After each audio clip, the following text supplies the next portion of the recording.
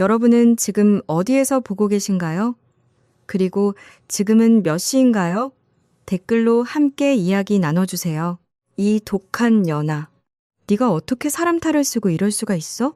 휴대폰 너머로 터져나오는 시어머니의 비명은 이미 짐승의 포효와 같았습니다. 겨우 결혼 1년 차. 시어머니는 사채에 쫓기는 자기 딸 살리겠다고 제 명의의 신혼집을 도둑질하듯 부동산에 내놓았습니다. 하지만 저는 소리를 지르지도 울지도 않았습니다. 그저 조용히 아주 서늘하게 미소만 지었을 뿐이죠. 그 미소 뒤에 어떤 지옥이 기다리고 있는지 꿈에도 모른 채 한우를 굽던 그 인간들. 오늘 제가 그 무식한 탐욕을 어떻게 법과 숫자로 돌려주었는지 그 처절하고 소름 돋는 참교육 이야기를 들려드리겠습니다. 좋아요 누르고 끝까지 들어주세요. 여러분들의 가정에 행복이 가득하시길 빌겠습니다. 안녕하세요. 오늘 기막힌 사연을 들려드릴 주인공 이지안이라고 합니다. 여러분은 가장 편안해야 할 안식처인 집이 누군가에게 마음대로 헤집어지고 있다는 사실을 알게 된다면 어떤 기분이 드실 것 같나요? 저는 외국계 자산운용사에서 과장으로 근무하며 매일 숫자를 다루는 사람입니다. 데이터와 차트는 결코 거짓말을 하지 않죠. 제 인생도 그렇게 정확하고 계획적인 숫자처럼 흘러갈 줄로만 알았습니다. 특히 제가 살고 있는 이 신혼집은 제게 아주 특별한 의미가 있는 곳이에요. 결혼 전 고생하신 저희 아빠가 딸 자식 기죽지 말고 당당하게 살라고 증여해 주신 제 명의의 소중한 재산이거든요. 그날도 평소와 다를 바 없는 고단한 퇴근길이었습니다. 엘리베이터에서 내려 우리 집 현관 앞에 섰을 때 저는 제 눈을 의심할 수밖에 없었습니다. 문틈 사이에 정체 모를 종이들이 다닥다닥 붙어 있었거든요. 행운 부동산 신속 매매 전문, 대박 공인중개사 최고가 매수 대기 중 알록달록한 부동산 명함들이 대여섯 장이나 현관문에 덕지덕지 붙어 있는 게 아니겠어요? 순간 머릿속이 하얘졌습니다. 이게 도대체 무슨 일이지? 내가 우리 집을 내놓은 적이 없는데 잘못 찾아온 건가? 싶어 호수를 다시 확인해봐도 분명 우리 집이 맞았습니다. 혹시나 하는 불안한 마음에 서둘러 도어록 비밀번호를 눌렀습니다. 그런데 안에서 들려오는 시끌벅적한 목소리에 저는 현관에서 얼어붙고 말았습니다. 어머, 사모님, 집이 정말 관리가 잘 됐네요. 그럼요. 우리 아들이랑 며느리가 얼마나 깔끔을 떠는데요. 남양이라 채광도 좋고 이 정도면 내놓자마자 바로 나갈 물건입니다. 거실 안쪽에서 들려오는 저 익숙하고도 소름 끼치는 목소리, 바로 제 시어머니 박덕자 여사의 목소리였습니다. 저는 신발을 벗는 것도 잊은 채 거실로 뛰어들어갔습니다. 거실에는 시어머니와 낯선 남녀 2명이 집안 구석구석을 훑어보고 있더군요. 어머니, 지금 여기서 뭐 하시는 거예요? 제 목소리에 세 사람의 시선이 동시에 저를 향했습니다. 시어머니는 당황하기는커녕 오히려 눈을 동그랗게 뜨며 저를 타박하셨습니다. 어머 지안아, 너 왜 이렇게 일찍 왔니? 일찍 오다니요? 제 집인데 제가 언제 오든 무슨 상관인가요? 아니, 퇴근하려면 아직 한참 남은 줄 알았지. 부동산 업자로 보이는 남자가 눈치를 보며 시어머니에게 물었습니다. 아니, 사모님, 아까는 아드님 집이라며 마음대로 봐도 된다고 하시더니 이분은 누구신가요? 그러자 시어머니가 제 팔을 툭 치며 넉살 좋게 웃으셨습니다. 아유, 우리 며느리예요. 지안아, 인사드려라. 이 동네에서 제일 마당발인 사장님이셔. 저는 기가 막혀서 말이 나오지 않았습니다. 사장님이고, 뭐고, 지금 남의 집에 들어와서 뭐 하시는 거냐고요? 남의 집이라니? 얘도 참... 시어머니가 손님 좀 데려왔다고 예의 없게. 시어머니는 오히려 저를 쏘아붙이더니 부동산 사람들을 향해 손짓했습니다. 사장님, 일단 오늘은 이 정도 보셨으면 됐죠? 제가 내일 다시 연락드릴게요. 이 집은 무조건 우리가 제일 먼저 팔아줄 거니까 걱정 마시고. 부동산 사장은 명함을 건네며 집을 나갔습니다. 현관문이 닫히자마자 저는 참았던 울분을 터뜨렸습니다. 어머니, 지금 제 허락도 없이 부동산 사람들을 집 안으로 들이신 거예요. 비밀번호는 어떻게 아셨고요? 시어머니는 소파에 떡하니 주저앉으며 가방에서 손수건을 꺼내 땀을 닦으셨습니다. 어떻게 알긴. 저번에 보니까 너희 비밀번호가 네 남편 생일이더구나. 그걸 기억해뒀다가 들어왔지.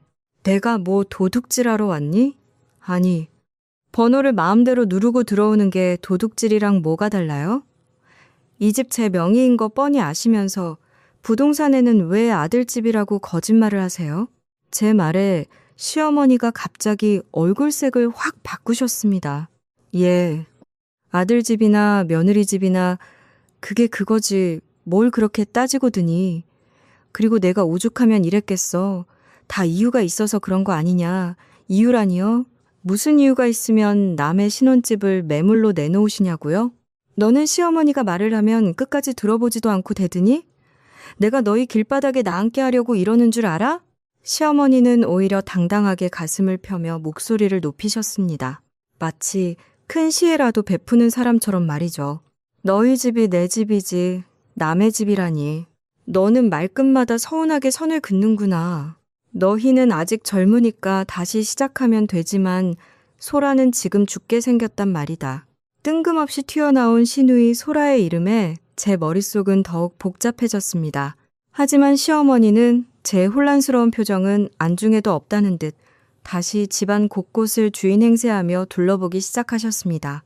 거실 벽지도 새로 해야겠어. 그래야 값을 더 잘 받지. 어머니, 지금 제 말 안 들리세요? 제 외침에도 시어머니는 콧노래까지 흥얼거리며 안방문을 열어 젖혔습니다. 제 인생에서 가장 행복해야 할 공간이 시어머니의 뻔뻔한 말에 무참히 짓밟히고 있었습니다. 이게 정말 현실에서 일어날 수 있는 일인지 저는 제 뺨이라도 때려보고 싶은 심정이었습니다. 손끝이 가늘게 떨려왔고 가슴속에서는 뜨거운 무언가가 치밀어 올랐습니다. 어머니, 이제 설명해 보세요. 대체 무슨 권리로 제 집을 부동산에 내놓으신 거예요? 제 서슬퍼런 질문에도 박덕자 여사는 눈 하나 깜빡하지 않고 손톱을 만지작거렸습니다. 예, 지아나, 너는 말을 참 섭섭하게 하는구나. 권리라니? 내가 네 시어머니인데 자식 집 내놓는데 무슨 거창한 권리가 필요하니? 어머니, 제가 소리를 높이자 안방 문이 슬며시 열리며 남편이 기어들어가는 목소리로 나타났습니다. 여보, 왔어? 남편은 제 눈을 피하며 박덕자 여사 옆으로 가 슬그머니 앉았습니다. 그 모습을 보니 속에서 천불이 치밀어 올랐습니다. 당신 알고 있었어? 어머니가 우리 집 부동산에 내놓은 거 알고 있었냐고? 남편은 대답 대신 바닥에 무늬만 뚫어지게 쳐다보며 입을 꼭 다물었습니다. 그 무능한 침묵이 긍정보다 더한 분노를 불러일으켰습니다. 민호야, 네가 말해라. 지안이가 하도 따지고 드니까 내 입이 다 아프구나. 박덕자 여사의 재촉에 남편이 겨우 입을 뗐습니다. 지안아, 그게 소라가 사고를 좀 쳤어. 아가씨가 무슨 사고를 쳤는데 비트코인인가 뭔가 하는 거에 손을 댔대. 거기서 빚을 3억이나 졌대. 남편의 말에 저는 실소조차 나오지 않았습니다. 3억이라니. 일확천금을 노리던 시누이의 허황된 꿈이 결국 제 집까지 삼키려 들고 있었습니다. 그래서요. 그 3억을 갚아주려고 이 집을 팔겠다는 거예요? 박덕자 여사가 기다렸다는 듯 말을 가로챘습니다. 그래. 소라는 지금 빚쟁이들한테 쫓겨서 잠도 못 잔단다. 왜? 시누이가 길바닥에서 변사체로 발견돼야 속이 시원하겠니? 이 집 팔아서 소라 빚부터 갚고 너희는 시댁으로 들어와라. 저는 제 귀를 의심했습니다. 시댁으로 들어오라고요? 그래. 어차피 너희 둘 다 맞벌이라 바쁜데 내가 밥도 해주고 얼마나 좋니? 이 집 팔아서 소라 살리고 너희는 우리 집 들어와서 나랑 네 시아버지 모시고 살면 그게 효도지 뭐겠어. 너도 이제 며느리 노릇 제대로 할 때가 됐잖아. 박덕자 여사의 목소리는 마치 세상에서 가장 합리적인 제안을 하는 사람처럼 당당했습니다. 어머니, 이 집은 제가 결혼 전에 아빠한테 증여받은 제 개인 재산이에요. 민호 씨랑 저랑 공동 명의도 아니고 순전히 제 명의라고요. 어머니나 민호가 손댈 수 있는 물건이 아니란 말입니다. 그러자 박덕자 여사가 갑자기 소파를 내리치며 자리에서 벌떡 일어났습니다. 야, 너는 어쩜 그렇게 이기적이니? 네가 우리 집안에 시집을 왔으면 네 몸뚱이부터 네 재산까지 다 우리 집 차지. 어디서 친정아버지가 해준 거네 뭐네 하며 선을 그어 내 집이 내 집이고 내 집이 곧 내 집인 게 가족인 거야. 박덕자 여사의 기적 같은 논리에 저는 머리가 어지러울 지경이었습니다. 이게 정말 21세기를 사는 사람의 사고방식인지 의심스러울 정도였으니까요. 저는 남편을 향해 고개를 돌렸습니다. 여보, 당신도 어머니랑 똑같은 생각이야? 우리가 피땀 흘려 꾸민 이 집 팔고 시댁 들어가서 살고 싶냐고. 남편은 여전히 고개를 숙인 채 손가락만 만지작거리며 웅얼거렸습니다. 지안아, 엄마 말도 아주 틀린 건 아니잖아. 소라 죽는 꼴을 볼 수는 없잖아. 우리 딱 몇 년만 고생한다고 생각하고 엄마 집 들어가는 건 어때? 남편의 그 비겁한 목소리에 저는 심장이 바닥으로 떨어지는 기분이었습니다. 가장 든든한 내 편이어야 할 사람이 시어머니의 억지 뒤에 숨어 제 등에 칼을 꽂고 있었습니다. 민호야, 너 말 잘했다. 지아나 들었지? 네 남편도 동의한 거야. 너만 욕심버리면 우리 가족 행복해질 수 있어. 박덕자 여사는 승기를 잡았다는 듯 회심의 미소를 지으며 제 어깨를 툭툭 쳤습니다. 내가 부동산 사장님한테 내일 다시 오라고 했으니까 인감도장 미리 꺼내놔라. 괜히 힘 빼지 말고 시어머니 말 들어. 그게 네가 이 집안에서 대접받고 사는 길이다. 저는 박덕자 여사의 그 뻔뻔한 미소를 보며 아무 말도 할 수 없었습니다. 아니, 사실은 할 말이 너무 많아서 입이 떨어지지 않았다는 게 맞을 겁니다. 거실 창밖으로 노을이 지고 있었지만 제 눈앞은 칠흑 같은 어둠뿐이었습니다.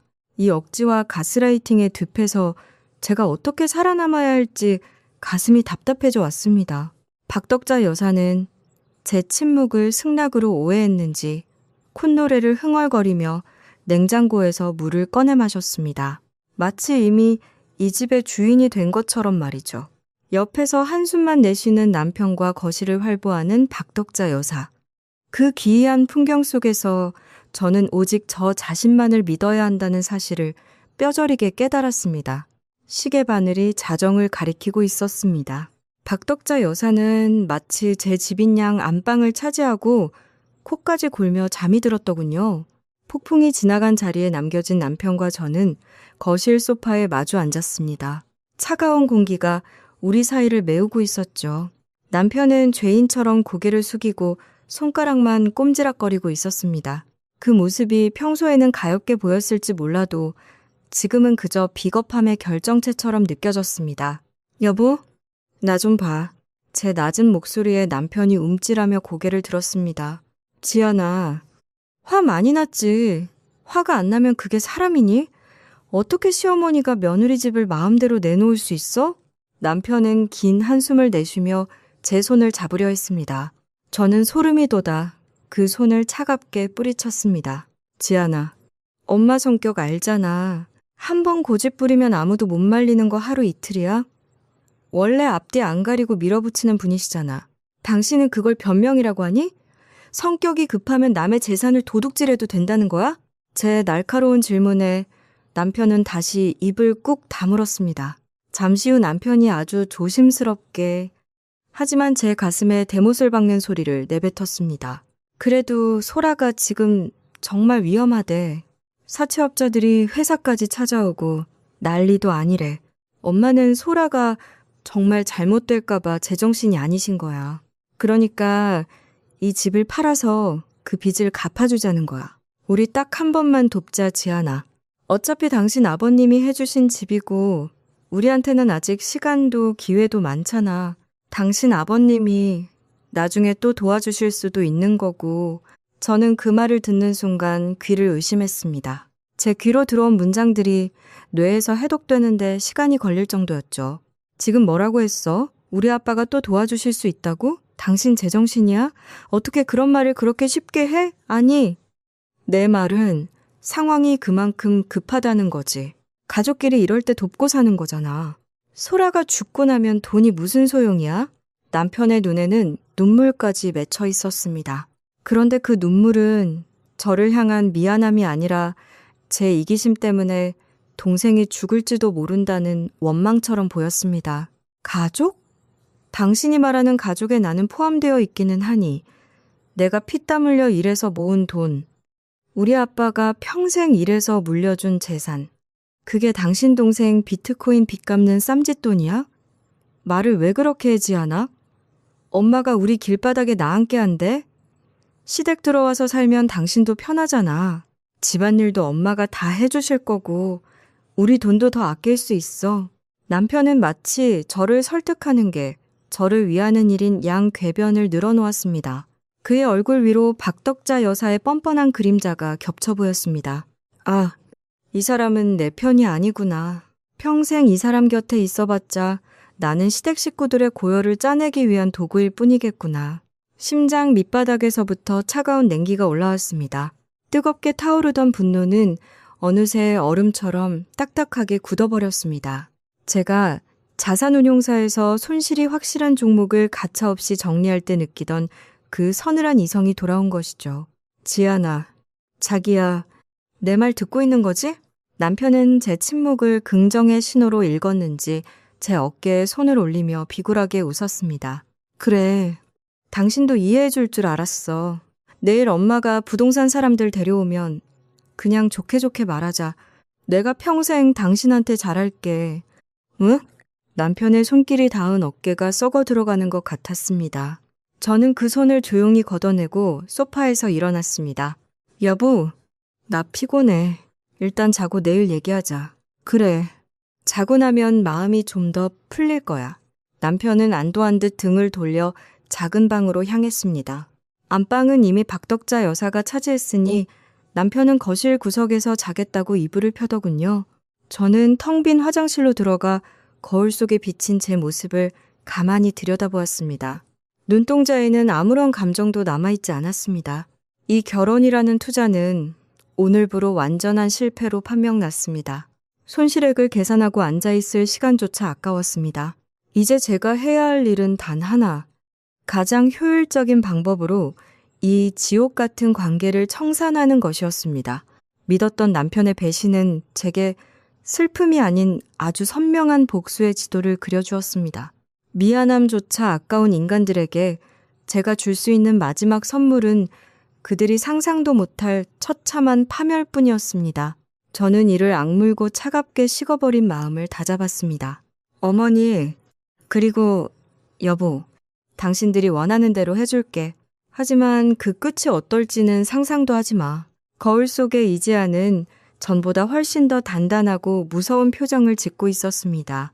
저는 수건으로 얼굴을 닦고 방으로 들어가 침대에 누웠습니다. 잠은 오지 않았지만 제 머릿속은 그 어느 때보다 명료하게 움직이고 있었습니다. 내일부터 시작될 이 거대한 바둑판 위에서 저는 단 한 수의 오차도 허용하지 않을 생각입니다. 어둠 속에서 제 눈은 고양이처럼 번뜩이고 있었습니다. 복수는 감정이 아니라 아주 정교한 설계에서 시작된다는 것을 저는 너무나 잘 알고 있었으니까요. 다음 날 아침, 저는 평소보다 1시간 일찍 눈을 떴습니다. 안방에서는 여전히 박덕자 여사의 코 고는 소리가 천장을 울리고 있었죠. 저는 침대에 앉아 노트북을 켜고 엑셀 시트를 열었습니다. 제 직업은 자산운용사 과장입니다. 수천억 원의 자금을 굴리며 리스크를 관리하고 수익률을 극대화하는 게 제 일이죠. 제 인생이라는 포트폴리오에 시댁이라는 거대한 악성 매물이 끼어들었습니다. 이런 종목은 감정적으로 대응해서는 안 됩니다. 가장 빠르고 확실하게 상장 폐지를 시켜야 하죠. 저는 차분하게 법률 검토를 시작했습니다. 가장 먼저 해결해야 할 것은 이 집의 명의였습니다. 명의가 제 개인으로 되어 있는 한 박덕자 여사는 끊임없이 저를 가스라이팅하며 인감을 요구할 게 뻔했으니까요.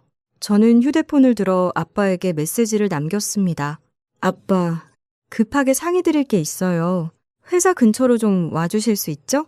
아빠는 제 짧은 메시지만으로도 상황이 심상치 않음을 직감하신 듯 했습니다. 점심시간, 회사 근처 한적한 식당에서 아빠를 만났습니다. 상황 설명을 듣는 내내 아빠의 얼굴은 분노로 붉게 달아올랐습니다. 뭐? 그 집이 어떤 집인데 그걸 탐을 내? 그 할망구 제정신이시냐? 아빠, 화내지 마세요. 화내는 건 하수들이나 하는 짓이에요. 제가 자산운용사 다니면서 배운 게 뭐겠어요? 리스크 관리잖아요. 저는 아빠에게 미리 준비해온 서류를 내밀었습니다. 아빠가 운영하시는 법인 있잖아요. 그 법인으로 이 아파트를 매매하는 형식을 취할 거예요. 법인으로 명의를 넘기면 개인인 제가 마음대로 처분할 수 없는 물건이 돼요. 그럼 시어머니가 아무리 도장을 뺏어가도 법적으로 이 집을 팔 수 없게 되거든요.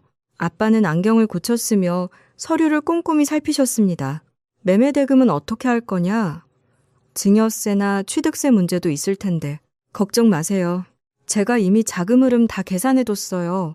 법인에서 제 계좌로 매매 대금을 입금하고 저는 그 돈을 다시 아빠 계좌로 돌려드리는 형식을 쓸 거예요. 물론 발생하는 세금은 제 비상금으로 충당할 거고요. 아빠, 저 믿으시죠? 아빠는 제 단호한 눈빛을 보더니 깊은 한숨과 함께 고개를 끄덕이셨습니다. 알았다. 내 딸이 이렇게 똑똑한데 내가 도와야지. 절대 그 인간들한테 내 소중한 재산 뺏기지 마라. 아빠와의 미팅을 끝내고 집으로 돌아가는 길. 저는 입가에 잔잔한 미소를 띄웠습니다. 이제 법적인 방어막은 완벽하게 구축되었습니다. 하지만 이게 끝이 아니죠. 상대방이 안심하고 덫에 발을 들여놓게 하려면 완벽한 연기가 필요했습니다. 집에 도착하자마자 저는 일부러 풀죽은 연기를 하며 거실로 들어섰습니다. 박덕자 여사는 소파에 앉아 과일을 깎아 먹으며 TV를 보고 있더군요. 어머, 지안아, 퇴근했니? 네. 어머니, 저는 힘없는 목소리로 대답하며 주방으로 향했습니다. 박덕자 여사가 눈치를 보며 제 곁으로 다가왔습니다. 예, 어제 일은 생각 좀 해봤니? 소라가 정말 중내사내하고 난리도 아니란다. 저는 잠시 뜸을 들이다가 아주 조심스럽게 입을 뗐습니다. 어머니, 저도 밤새 한숨도 못 잤어요. 남편이 그렇게까지 말하는데 제가 어떻게 모른 척 하겠어요? 박덕자 여사의 눈이 번쩍 뜨였습니다. 어머, 그럼 너 마음 돌린 거니? 역시 우리 며느리밖에 없다니까. 저는 씁쓸한 미소를 지으며 말을 이었습니다. 하지만 어머니, 저도 마음의 정리가 필요해요. 부동산 사장님한테는 제가 조금만 더 생각할 시간을 달라고 전해주세요. 아유, 그럼 당연하지. 큰 결정인데 시간이 좀 필요하고 말고. 박덕자 여사는 제 손을 꼭 잡으며 연신 싱글벙글 하셨습니다. 마치 이미 수억 원의 돈이 제 손에 들어온 것처럼 좋아하시더군요. 퇴근하고 돌아온 남편도 제 태도 변화에 안도하는 눈치였습니다. 지안아, 정말 고마워. 내가 당신 마음 상하게 해서 미안해. 당신 결정 후회하지 않게 내가 잘할게. 남편은 제 어깨를 주무르며 아양을 떨었습니다. 여보, 나 정말 큰 결심한 거야. 그러니까 나 좀 믿어줘. 알았지? 그럼 당연하지. 우리 지안이가 얼마나 똑똑한데 남편의 그 천진난만한 표정을 보고 있자니 구역질이 올라왔습니다. 자신들의 이익을 위해 며느리의 재산을 뜯어내는 게 당연하다고 믿는 사람들. 저는 남편의 손길을 묵묵히 받아내며 속으로 숫자를 세었습니다. 취득세 납부 완료. 명예 이전 서류 접수 중. 제 머릿속 차트에는 시댁 식구들의 몰락을 알리는 붉은 신호등이 켜지고 있었습니다. 하지만 겉으로는 세상에서 가장 착하고 순종적인 며느리의 얼굴을 유지했죠. 어머니, 내일은 제가 맛있는 거 사올게요. 소라 아가씨도 같이 오라고 하세요. 아유, 그래. 우리 소라가 너한테 큰절이라도 해야겠다. 박덕자 여사는 기분이 최고조에 달해 콧노래를 흥얼거렸습니다. 그녀는 꿈에도 모르고 있을 겁니다. 자신이 지금 밟고 있는 땅이 얼마나 위태로운 벼랑 끝인지 말이죠. 저는 거실창에 비친 제 미소를 가만히 응시했습니다. 그것은 자산운용사가 가장 확실한 승리를 예감했을 때 짓는 서늘한 미소였습니다. 모든 서류가 완벽하게 준비되었습니다. 이제는 시어머니가 제 덫 안으로 스스로 걸어 들어오기만을 기다리면 됩니다. 폭풍전의 고요함이 거실을 가득 채우고 있었습니다. 저는 조용히 안방으로 들어가 잠을 청했습니다. 이제는 아주 단잠을 잘 수 있을 것 같았습니다. 복수의 설계도는 이미 완성되었으니까요. 아침 햇살이 거실 깊숙이 들어오는 평화로운 오전이었습니다. 하지만 그 평화는 폭풍전야의 위태로운 정적에 불과했죠. 저는 출근 준비를 하며 화장대 앞에 앉아 거울 속의 저를 가만히 응시했습니다. 어제 미리 준비해둔 나무 상자 하나가 제 손에 들려 있었습니다. 그 안에는 제 진짜 인감도장과 똑같이 생긴 하지만 법적 효력은 전혀 없는 가짜 인감도장이 들어있었죠. 저는 일부러 박덕자 여사의 눈에 잘 띌 만한 화려한 보석함 맨 윗칸에 그 도장을 올려두었습니다. 그리고 그 옆에는 부동산 매매와 관련된 서류처럼 보이는 몇 장의 문서를 흩어놓았습니다. 제목만 슬쩍 봐도 부동산 처분 위임장이라는 글자가 선명하게 보이게 말이죠. 여보, 나 이제 나갈게. 자기야, 오늘도 고생해. 과일을 깎던 박덕자 여사는 제 가방의 움직임을 예리하게 살피고 있었죠. 지아나, 오늘은 늦니? 박덕자 여사가 넌지시 묻는 말에 저는 희미한 미소를 지어 보였습니다. 네, 어머니. 오늘 투자자 미팅이 연달아 있어서 저녁 늦게나 들어올 것 같아요. 아유, 그래. 일이 많아서 어떡하니. 조심히 다녀오너라. 박덕자 여사의 입가에 미세한 경련이 일어나는 것을 저는 놓치지 않았습니다. 마치 사냥감을 발견한 맹수가 입맛을 다시는 듯한 그 표정 말입니다. 집을 나와 차에 올라탄 저는 곧바로 휴대폰 앱을 켰습니다. 거실과 안방 구석구석에 설치해둔 고화질 홈캠 화면이 선명하게 떠올랐습니다. 제가 현관문을 나선 지 채 5분도 지나지 않았을 때였습니다. 화면 속 박덕자 여사가 기다렸다는 듯 소파에서 벌떡 일어났습니다. 그녀는 현관문 쪽을 한번 살피더니 곧장 제가 있는 안방으로 발걸음을 옮겼습니다. 박덕자 여사는 안방문을 조심스럽게 열고 들어와 주위를 두리번거렸습니다. 마치 남의 집을 털러 온 도둑처럼 발소리를 죽이며 제 화장대 앞으로 다가갔습니다. 제 심장이 조금씩 빠르게 뛰기 시작했습니다. 공포가 아니라 계획이 한치의 오차 없이 흘러갈 때 느껴지는 기분 좋은 전율이었습니다. 박덕자 여사의 손이 제가 놓아둔 보석함으로 향했습니다. 그녀는 망설임 없이 보석함 뚜껑을 열었고 그 안에 놓인 나무 상자를 발견했습니다. 상자를 열어 도장을 확인하는 박덕자 여사의 눈이 탐욕으로 번들거렸습니다. 찾았다 화면 너머로 그녀의 낮은 속삭임이 들리는 것만 같았습니다. 그녀는 도장뿐만 아니라 그 옆에 놓아둔 서류들까지 한꺼번에 낚아채듯 집어들었습니다. 그 서류들은 제가 미리 작성해둔 시각적으로만 그럴싸해 보이는 가짜 서류들이었습니다.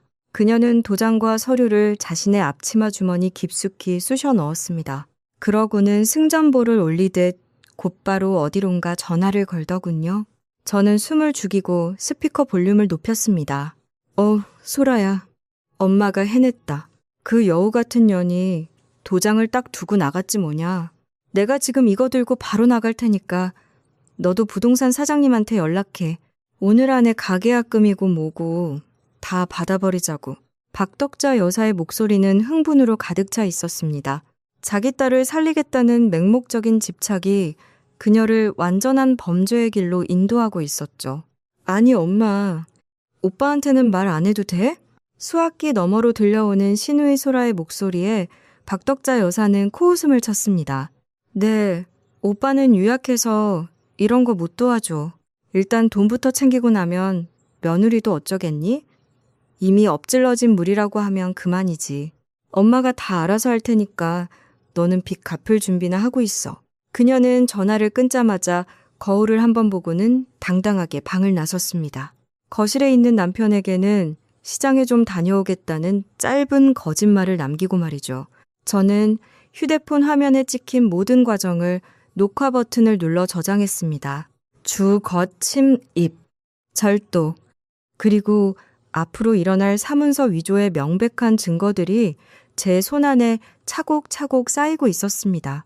박덕자 여사는 자신이 지금 무엇을 훔쳤는지 전혀 모르고 있었습니다. 그녀가 가져간 건 단순한 가짜 도장이 아니라 본인의 인생을 파멸로 이끌 지옥행 티켓이었습니다. 저는 운전대를 잡은 손에 힘을 주었습니다. 어머니, 당신은 방금 선을 넘으셨어요. 가족이라는 이름 뒤에 숨어서 남의 권리를 짓밟는 대가가 얼마나 처참한지 이제 숫자로 보여드릴게요. 자산운용사에서 손실을 확정짓는 로스컷 버튼을 누를 때처럼 제 마음은 서늘하게 가라앉았습니다. 화면 속 텅 빈 안방은 이제 그녀의 범죄 현장이 되어 저를 기다리고 있었습니다. 저는 차에 시동을 걸고 천천히 회사로 향했습니다. 복수의 톱니바퀴는 이미 돌아가기 시작했고 저는 그저 예정된 결과를 기다리기만 하면 됩니다.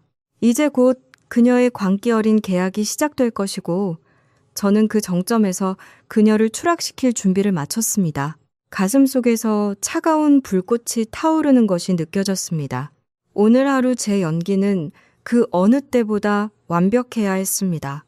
박덕자 여사가 가장 안심하고 승리를 확신하는 순간에 저는 그녀의 모든 것을 무너뜨릴 것입니다. 거리에 흩날리는 낙엽조차도 오늘따라 제 계획의 일부처럼 보였습니다. 저는 심호흡을 하며 냉정함을 유지했습니다. 다음 단계는 그녀가 스스로 무덤을 파는 과정을 지켜보는 것뿐이었습니다. 어머니, 부디 그 가짜 도장으로 원 없이 도장을 찍어보세요. 그 도장이 찍힐 때마다 당신의 형량도 함께 늘어날 테니까요. 저는 백미러에 비친 제 차가운 눈동자를 보며 다시 한번 다짐했습니다. 이번 게임의 승자는 이미 정해져 있다고 말이죠. 저는 사무실 모니터 한 구석에 띄워놓은 휴대폰 화면을 서늘한 눈으로 지켜보았습니다. 화면 속에서 집을 나선 박덕자 여사는 곧장 단지 내에 있는 행운 부동산으로 향했습니다. 그녀의 곁에는 얼굴을 마스크로 꽁꽁 가린 시누이 소라가 바짝 붙어 있었죠. 두 사람의 걸음걸이에서는 마치 복권 당첨금을 찾으러 가는 사람 같은 조급함과 환희가 느껴졌습니다. 저는 조용히 이어폰을 끼고 부동산 내부 상황에 집중했습니다. 사장님, 우리 왔어요. 어서 계약서 써주세요. 박덕자 여사가 문을 열자마자 호기롭게 외치는 소리가 들려왔습니다. 부동산 사장님은 조금 당황한 듯 안경을 고쳤으며 일어났습니다. 사모님 오셨습니까? 그런데 며느님은요? 본인이 직접 오셔야 서류 작성이 확실할 텐데요.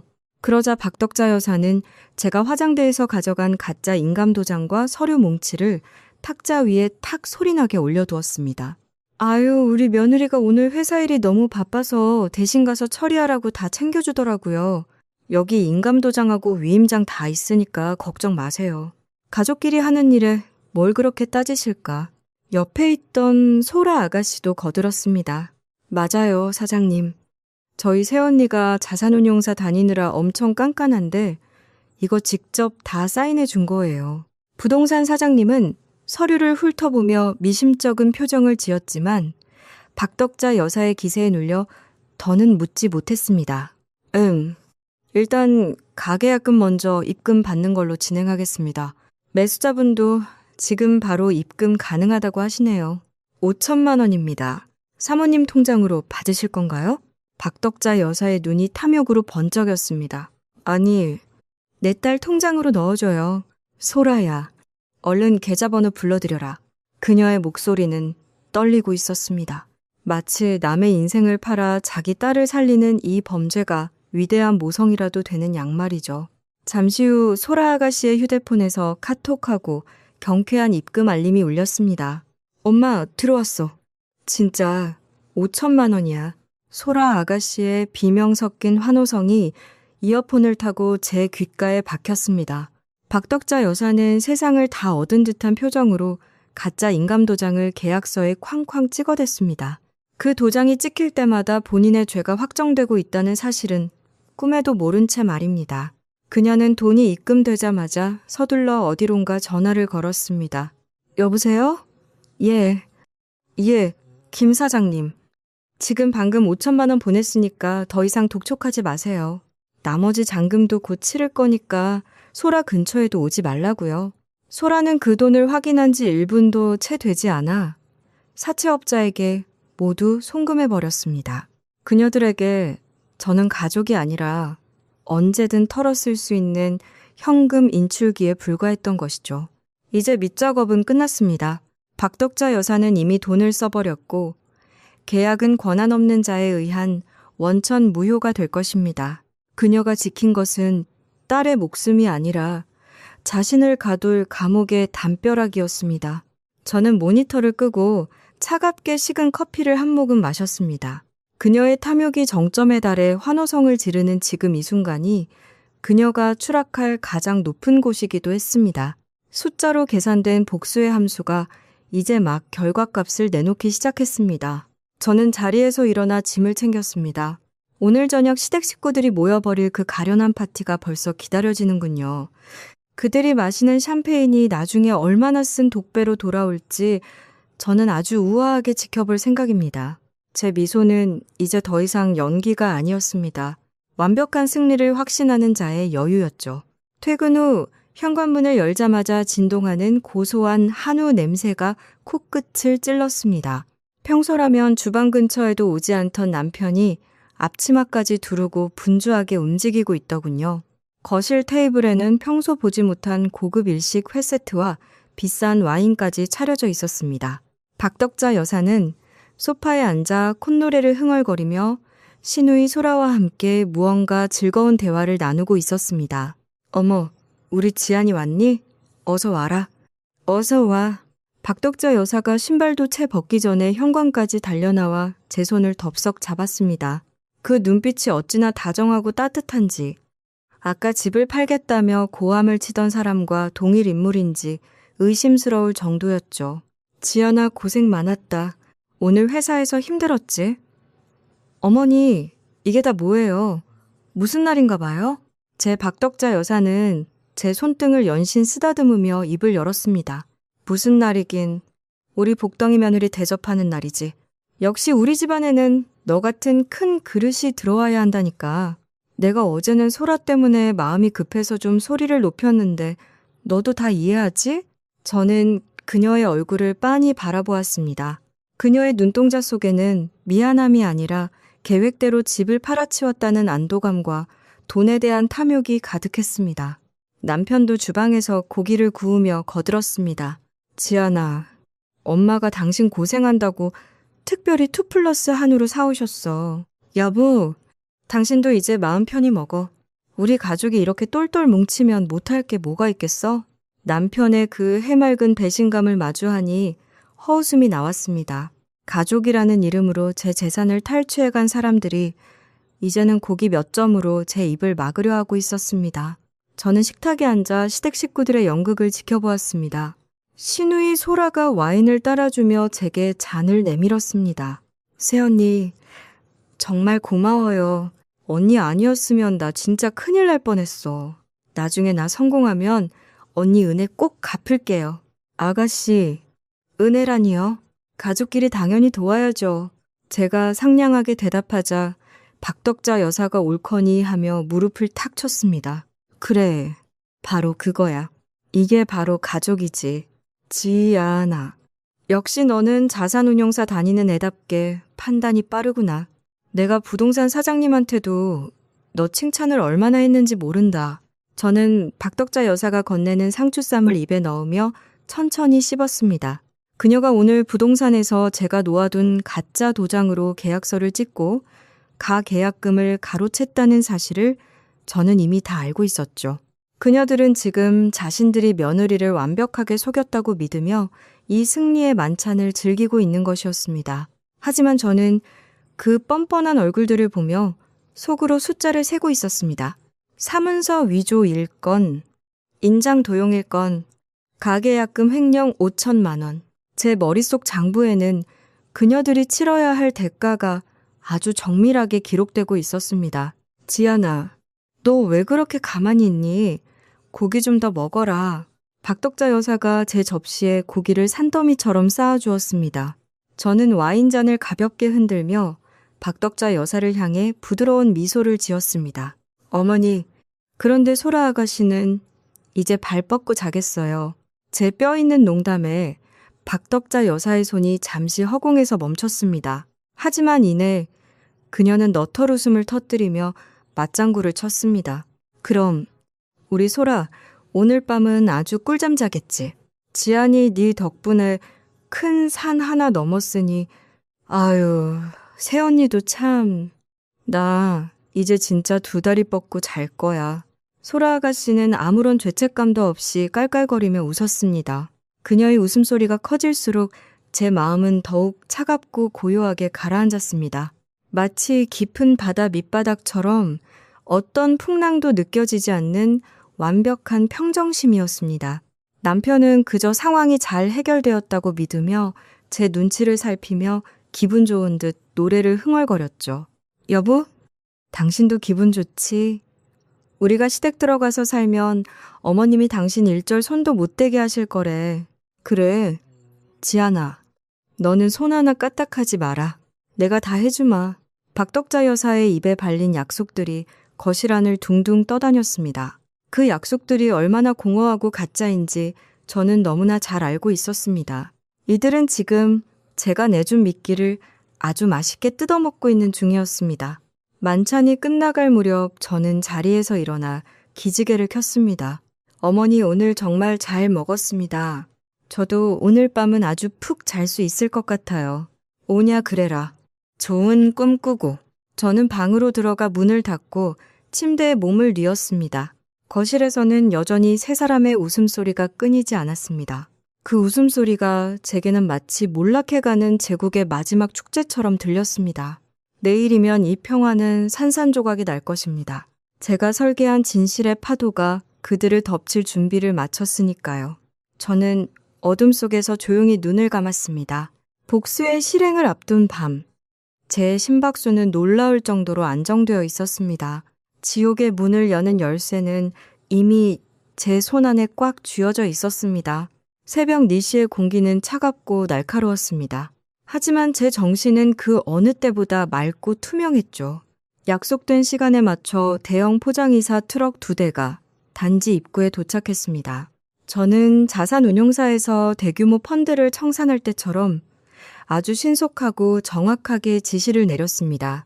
거실 가구부터 안방 침대까지 하나도 남김없이 다 빼주세요. 특히 주방에 있는 빌트인 가전 중 제가 산 것들은 전부 떼어가셔야 합니다. 쓰레기 하나 남기지 말고 완벽하게 비워주세요. 이삿짐 센터 직원들은 제 단호한 태도에 조금 놀란 눈치였지만 이내 일사불란하게 움직이기 시작했습니다. 박덕자 여사가 거실에서 잠을 자고 있지 않느냐고요? 어제 만찬이 끝난 뒤 저는 어머니께 소라 아가씨의 집에 가서 같이 자라고 등을 떠밀었습니다. 어머니, 아가씨랑 오붓하게 보내셔야죠. 오늘 밤은 거기서 주무세요. 박덕자 여사는 제 호의에 감동한 척하며 짐을 챙겨 떠났고 남편 역시 엄마 혼자 보내기 걱정된다며 함께 집을 비웠습니다. 그들이 집을 비운 사이 저는 제 인생에서 가장 거대한 청소 작업을 시작한 것입니다. 박덕자 여사가 남겨둔 낡은 짐들은 모두 분리수거함으로 직행했습니다. 그녀가 훔쳐간 가짜 도장이 찍힌 계약서가 오늘 효력을 발휘할 시간이 다가오고 있었죠.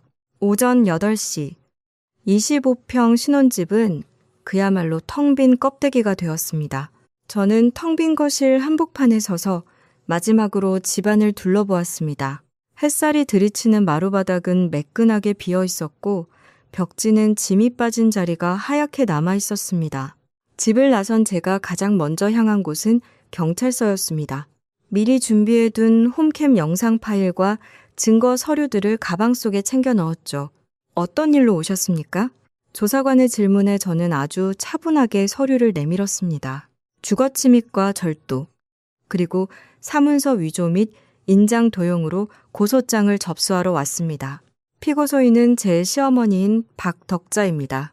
조사관은 제 직업과 서류의 완벽함에 놀란 듯 연신 안경을 고쳤으며 내용을 검토했습니다. 증거가 아주 명확하시네요. 영상까지 있고, 네, 법률적으로 다툼의 여지가 없도록 준비했습니다. 경찰서를 나온 저는 곧바로 법원으로 향했습니다. 남편을 상대로 한 이혼 소장과 재산 분할 금지 가처분 신청서를 접수하기 위해서였죠. 모든 절차를 마쳤을 때 시계는 오전 10시를 가리키고 있었습니다. 바로 박덕자 여사가 매수인을 데리고 우리 집, 아니, 제 집으로 들이닥칠 시간이었습니다. 저는 단지 정문이 보이는 카페 창가 자리에 앉아 노트북을 켰습니다. 홈캠과 현관 앞에 설치된 벨 카메라 화면을 보기 위해서였죠. 잠시 후 박덕자 여사가 화려한 옷차림을 하고 나타났습니다. 뒤에는 정장을 입은 중년 부부와 부동산 사장님이 따라오고 있었습니다. 박덕자 여사는 마치 대저택의 주인이라도 된 양 거드름을 피우며 일행을 이끌었습니다. 사장님 들어오시죠. 우리 며느리가 아주 깔끔하게 해놓고 기다릴 거예요. 그녀는 자신만만하게 현관 도어록에 손을 올렸습니다. 문이 열리는 순간 복도까지 울려 퍼지던 박덕자 여사의 고함이 뚝 끊겼습니다. 화면 속으로 보이는 집안 풍경은 그야말로 무의 상태였습니다. 커튼 하나 남지 않은 텅 빈 거실. 박덕자 여사는 하얗게 질린 표정으로 텅 빈 안방과 주방을 뛰어다녔습니다. 이게 어떻게 된 거야? 지안이 인연 어디 갔어? 부동산 사장님도 얼굴이 하얘져서 박덕자 여사의 팔을 붙잡았습니다. 사모님, 이게 대체 무슨 일입니까? 박덕자 여사는 바닥에 주저앉아 머리를 쥐어뜯었습니다. 아니야, 이럴 리가 없어. 지안이가 다 알겠다고 했는데. 그때 뒤늦게 달려온 남편이 텅 빈 거실을 보고 비명을 질렀습니다. 여보, 이지안, 너 지금 어디야? 엄마, 지안이가 짐 다 빼서 도망갔나 봐. 우리 짐도 하나도 없어. 남편은 거실 바닥에 뒹구는 빈 종이 상자들을 발로 차며 분통을 터뜨렸습니다. 그들의 당혹감과 분노가 화면을 뚫고 제게 전달되었습니다. 그토록 당당하게 남의 집을 팔아치우려던 시어머니와 그 뒤에 숨어 제 이익만 챙기려던 남편. 그들의 무너진 자존심과 당혹스러운 얼굴을 보니 지난 1년 동안 쌓였던 체증이 한꺼번에 내려가는 기분이었습니다. 저는 카페에서 일어나 짐을 챙겼습니다. 이제 시작이야, 어머니. 당신들이 짓밟으려 했던 제 인생이 얼마나 무거운 대가를 요구하는지 똑똑히 지켜보세요. 저는 창밖으로 보이는 그들의 아수라장을 뒤로하고 차분한 걸음으로 카페를 나섰습니다.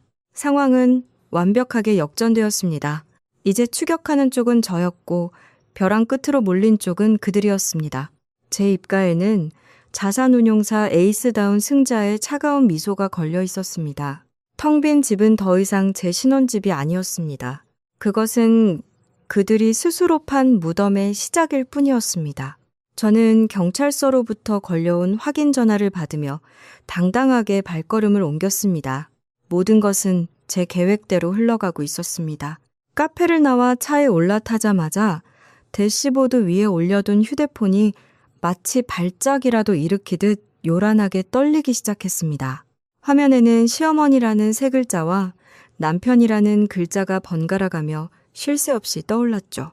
부재중 전화 숫자는 이미 99개를 넘어가는 숫자로 바뀌어 있었습니다.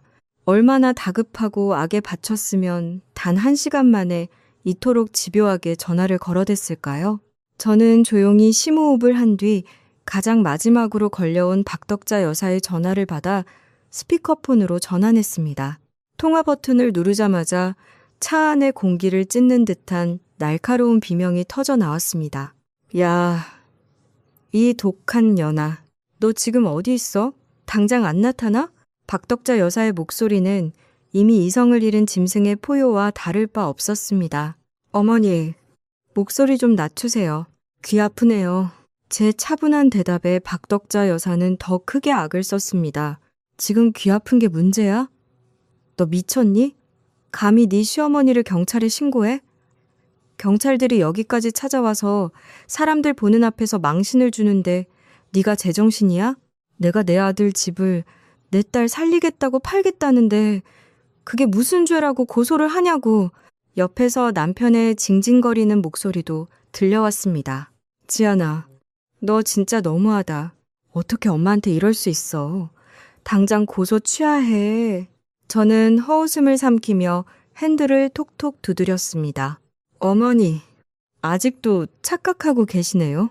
첫째, 그 집은 아들 집이 아니라 제 명의의 제 집입니다. 둘째, 집주인 동의 없이 남의 집에 무단으로 들어온 건 형법 제319 조주거침입죄에 해당하고요. 셋째, 제 보석함에서 제 도장을 몰래 가져간 건 제329조 절도죄입니다. 박덕자 여사는 제 법적 공방에 말문이 막힌 듯 헉헉거리는 숨소리만 냈습니다. 하지만 이내 다시 도끼를 품고 소리를 질렀습니다. 내 집을 내가 판다는데 네가 뭔데 법을 따져? 가족 사이에 도둑질이 어디 있고 침입이 어디 있어? 가족? 어머니가 말씀하시는 가족은 필요할 때만 갖다 붙이는 면제부인가 보죠? 어머니가 부동산에서 찍으신 그 가짜 도장 말이에요. 그걸로 계약서 작성하신 건 형법 제231조 사문서 위조 및 제232조 자격 모형에 의한 사문서 작성죄입니다. 거기에 인감도장 위조 및 부정사용죄까지 추가되겠네요. 저는 자산운용사에서 계약서의 자구 하나하나를 검토하던 실력을 발휘해 조목조목 읊어주었습니다. 무슨 소리야 그게? 난 그냥 소라 살리려고. 박덕자 여사의 목소리가 눈에 띄게 떨리기 시작했습니다. 어머니가 받으신 가계 약금 5천만 원. 그거 소라 아가씨 빚 갚는 데 쓰셨죠. 권한 없는 사람이 남을 속여 돈을 가로챈 거니 사기죄까지 성립됩니다. 부동산 사장님하고 매수인들이 가만히 있을 것 같으세요? 그분들이 어머니를 상대로 넣을 손해배상 청구 소송은 이제 시작일 뿐이에요. 그때 전화기 너머로 거친 남성들의 목소리와 박덕자 여사의 비명이 섞여 들려왔습니다. 아니, 보세요. 이거 놓으라고요. 내가 우리 며느리랑 통화 중인데 사모님, 경찰서 가서 이야기하시자고요. 이분들이 고소장 접수하셨습니다. 형사들이 그녀를 연행하려 하는 모양이었습니다. 지안아, 이지안, 네가 사람이야? 네가 어떻게 나한테 이럴 수 있어? 야 이년아, 너 때문에 우리 소라 길바닥에 나앉게 생겼단 말이야. 박덕자 여사의 비명은 이제 공포로 가득 찬 울부짖음으로 변해 있었습니다. 저는 단 한치의 흔들림 없이 차갑게 대꾸했습니다. 어머니, 자기 딸 귀하면 남의 집 귀한 줄도 아셨어야죠. 남의 집 도둑질해서 자기 딸 살려보려던 대가 이제 법으로 톡톡히 치르세요. 제 집이 당신 딸 살려내는 화수분인 줄 아셨나 본데 그 착각 비용치고는 형량이 꽤 셀 거예요. 옆에서 남편이 울며 불며 매달리는 소리가 들렸습니다. 지안아, 제발. 엄마 감옥 가면 어떡해? 소라돈도 다 썼단 말이야. 저는 남편의 목소리에 구역질이 올라왔습니다. 민호야, 네 엄마랑 네 동생 데리고 나가서 살아. 내가 말했지. 효도는 셀프라고. 내 아파트 가지고 효도쇼 하려던 대가니까 같이 감당해. 저는 가차없이 종료 버튼을 눌렀습니다. 다시 시작된 휴대폰 진동을 무시한 채 저는 휴대폰 전원을 완전히 꺼버렸습니다. 차 안은 다시 깊은 정적에 휩싸였습니다. 박덕자 여사의 악에 바친 비명이 귓가에 맴돌았지만 제 마음은 호수처럼 고요했습니다. 이제 그녀는 경찰서 유치장에서 자신이 저지른 일이 단순한 가족 간의 참견이 아니라 중대한 범죄임을 깨닫게 될 것입니다. 법의 테두리를 무시하고 탐욕을 부린 자에게 남는 것은 차가운 수갑뿐이라는 사실을 말이죠. 저는 창밖으로 보이는 경찰서를 향해 서늘한 눈길을 던졌습니다. 이것이 제가 그들에게 줄 수 있는 가장 정교하고 확실한 복수였습니다. 그녀들이 흘릴 눈물은 이제 시작일 뿐입니다. 저는 가속 페달을 밟으며 그 지옥 같은 소음으로부터 멀리 달아났습니다. 숫자로 계산된 인과응보가 제 눈앞에 선명한 결과값으로 나타나고 있었습니다. 제 손은 더 이상 떨리지 않았습니다. 완벽한 참교육을 마친 자의 단단한 평화만이 느껴질 뿐이었습니다. 일주일이라는 시간은 생각보다 많은 것을 바꾸어 놓았습니다. 평생 당당하기만 하던 박덕자 여사는 결국 사문서 위조와 사기 미수 혐의로 구속 수사를 받게 되었습니다. 화려한 옷차림 대신 죄수 번호가 적힌 옷을 입고 구치소에 갇힌 그녀의 모습은 그야말로 처참했습니다. 면회실 유리창 너머로 본 그녀의 얼굴은 일주일 만에 10년은 늙어 보였죠. 지안아, 내가 잘못했다. 한 번만 살려줘라. 민호랑 소라가 밖에서 죽게 생겼어. 제발 고소 좀 취하해줘. 그렇게 기세등등하던 목소리는 간데없고 비굴한 울음 섞인 애원만이 가득했습니다. 하지만 저는 그 눈물을 보며 아무런 감정도 느끼지 못했습니다. 어머니, 제가 말씀드렸죠? 착각 비용치고는 형량이 셀 거라고요. 남의 집 훔쳐서 자기 딸 살리려던 대가는 이제 콩밥으로 치르세요. 저는 차갑게 대꾸하고는 면회실을 나왔습니다. 밖으로 나오니 남편과 시누이 소라 아가씨가 저를 기다리고 있었습니다. 두 사람의 몰골은 그야말로 노숙자가 따로 없더군요. 부동산 사장님과 매수인이 가계약금 5천만 원을 당장 돌려내라며 소송을 걸었고 계좌는 이미 가압류된 상태였습니다. 소라 아가씨는 사채업자들에게 다시 쫓기는 신세가 되어 매일같이 시달리고 있었죠. 지연아, 제발 우리 엄마 좀 꺼내줘. 그 돈 우리가 어떻게든 갚을게. 나 지금 진짜 죽고 싶어. 남편은 제 바지가랑이라도 잡을 기세로 매달렸습니다. 여보, 아니, 민호야. 당신이 지금 걱정해야 할 건 당신 엄마가 아니라 이 서류야. 저는 가방에서 미리 준비해둔 서류 봉투를 꺼내 남편의 가슴팍에 던졌습니다. 이게 뭐야? 이혼 서류야. 재산 분할은 꿈도 꾸지 마. 당신이 우리 집안 재산 축내려 했던 증거들 내가 이미 다 체증해뒀으니까. 남편은 떨리는 손으로 서류를 확인하더니 바닥에 주저앉아 멍하니 저를 바라보았습니다. 어떻게? 어떻게 이렇게까지 해? 우리 부부잖아. 부부? 내 재산을 자기 동생 비트코인 빚 갚는 데 쓰자고 하던 순간 우린 남이었어. 옆에 있던 소라 아가씨가 도끼 어린 눈으로 소리를 질렀습니다. 야, 이 나쁜 년아. 네가 그러고도 사람이야? 우리 오빠 인생 망치고 우리 엄마 감옥 보내니까 속이 시원해? 저는 소라를 향해 비릿한 미소를 지어 보였습니다. 아가씨 인생 망친 건 내가 아니라 아가씨의 탐욕이에요. 조만간 빚쟁이들이 아가씨 주소 알아낼 텐데 몸조심하는 게 좋을 거야. 제 말에 소라 아가씨는 얼굴이 하얗게 질려 사르르 떨기 시작했습니다. 저는 미련 없이 몸을 돌려 제 차를 향해 걸어갔습니다. 뒤에서 남편이 제 이름을 부르며 통곡하는 소리가 들렸습니다. 하지만 그 소리는 멀어지는 엔진 소리에 묻혀 금세 사라져 버렸죠. 박덕자 여사는 전과자가 되어 남은 생을 보낼 것이고 소라는 평생 빚쟁이들의 그늘에서 벗어나지 못할 겁니다. 우유부단했던 남편은 이제 빈털터리가 되어 제 손으로 인생을 책임져야 하겠죠. 숫자로 계산된 그들의 운명은 명확한 마이너스였습니다. 그 지옥 같은 관계를 청산하고 나니 비로소 제 숨통이 트이는 기분이었습니다. 차를 몰아 도착한 곳은 제가 새로 계약한 조용한 숲세권 아파트였습니다. 누구의 간섭도 없고 누구의 도둑질도 걱정할 필요 없는 저만의 완벽한 요새였죠. 이삿짐이 다 정리된 거실에 앉아 따뜻한 차 한 잔을 마셨습니다. 창밖으로 보이는 노을이 유난히 붉고 아름다웠습니다. 자산운용사 에이스로서 저는 제 인생에서 가장 성공적인 포트폴리오 조정을 마쳤습니다. 악성 매물은 가차없이 정리했고 제 자산과 평온은 완벽하게 지켜냈습니다. 수고했어, 이지연. 저는 스스로에게 작게 속삭였습니다. 이제 더 이상 미소 뒤에 칼날을 숨길 필요도, 억지로 착한 며느리 연기를 할 필요도 없습니다. 앞으로 제 인생의 수익률은 오직 저 자신만을 위해 올라갈 테니까요.